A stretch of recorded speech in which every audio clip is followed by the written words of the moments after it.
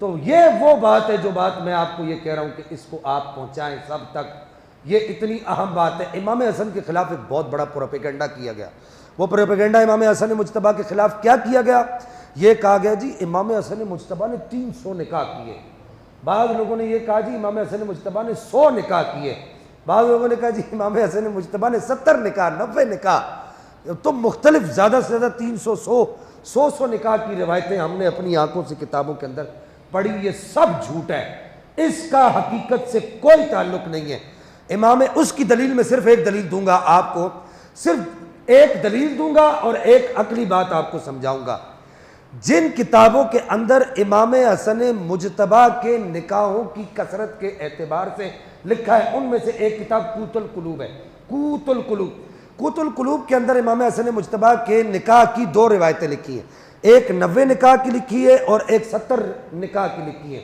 इन दोनों किताबों के अंदर जो रावी है इमाम हसन मुज्तबा की इन रिवायतों के, इस किताब के अंदर जो इन 2 रिवायतों के रावी हैं, इन दोनों रिवायतों का जो रावी है वो झूठा आदमी है। उस पर मुहद्दिसीन एतमाद नहीं करते। हमारे यहाँ रिवायत पर एतमाद करने के लिए रावी पर एतमाद ज़रूरी है।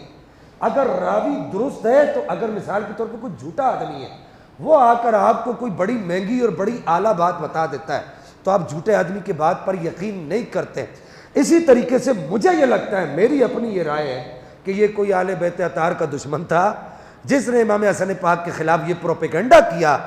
दूसरी अकली बात ये कि अगर आप इमाम हसन पाक की सारी औलाद को जमा करें तो आपकी औलाद की तादाद टोटल 15 बनती है।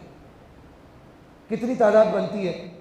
जिन लोगों ने इमाम हसन पाक के खिलाफ ये प्रोपेगेंडा भी किया ना कि इमाम हसन पाक ने 100 से ज़ायद निकाह फरमाए, उन लोगों ने भी इमाम हसन पाक की औलाद की तादाद टोटल 15 लिखी है। मुझे बताएं, एक आदमी 100 या 90 या 70 निकाह करे और हो अरबी और रसूलुल्लाह की औलाद से हो, उस रसूल की औलाद से हो जिस पर अल्लाह ये किताब अपनी किताब में ये नाजिल फरमाए, इन्ना आतैना कल कौसर, ए महबूब हमने आपको खैर कसीर अता की।